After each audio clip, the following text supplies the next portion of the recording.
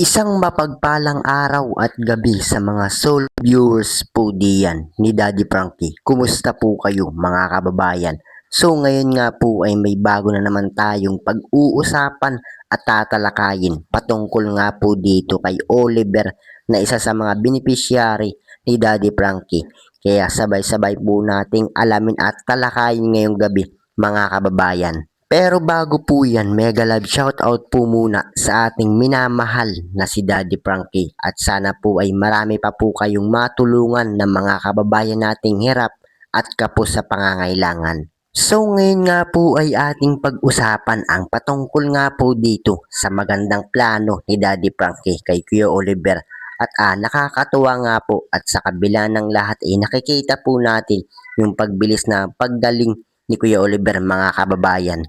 Pero maiba po muna tayo mga kababayan. So kung mapapansin nga po natin na talagang halos nakakalakad na nga po siya ng maayos at maging sa pagsasalita nga po mga kababayan talagang normal nga po siya kausap. At talagang pag si Daddy Frankie nga po yung tumulong talagang inuuna nga po niya yung ating mga kababayan at binibigyan nga po niya ng pagkakataon na bumangon at magsimula muli yung mga ganyang mga kababayan natin. Kaya lagi ko nga pong sinasabi sa inyo na lagi po nating panoorin at i-marathon itong si Daddy Frankie at nakikita naman po natin yung pagtulong niya sa bawat mga kababayan natin. Pero maiba po tayo mga kababayan at tanong nga din po ng marami at marami nga din po ang nagtatanong patungkol nga po dito sa pera ni Kuya Oliver kung nakuha nga ba ni Nanay Ansing.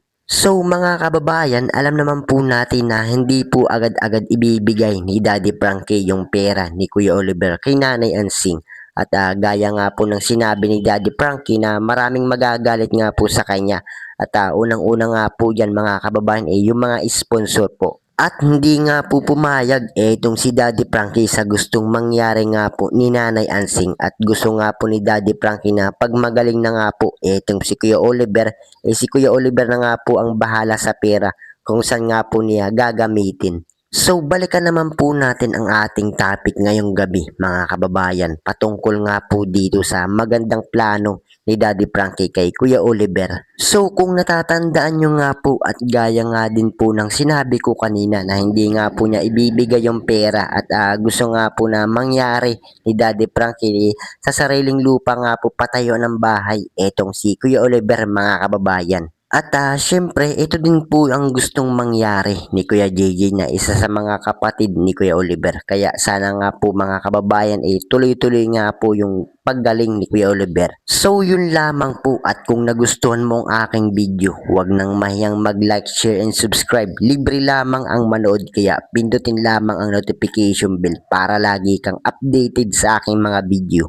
At gaya nga po ng lagi kong hinihiling sa inyo na suportahan po natin ang nag-iisang Daddy Frankie at alam naman po natin na napakaganda ng kanyang pinapakita. Mga pagbibigay saya at tulong sa ating mga kababayan suportahan po natin at imaraton mga kababayan nang sa ganun marami pa po sila matulungan at syempre ganun din naman po sa kanyang may bahay na si Aling Rochelle. Huwag po sana tayong magsasawang sumuporta sa kanila mga kababayan. Maraming salamat po. Hanggang sa muli.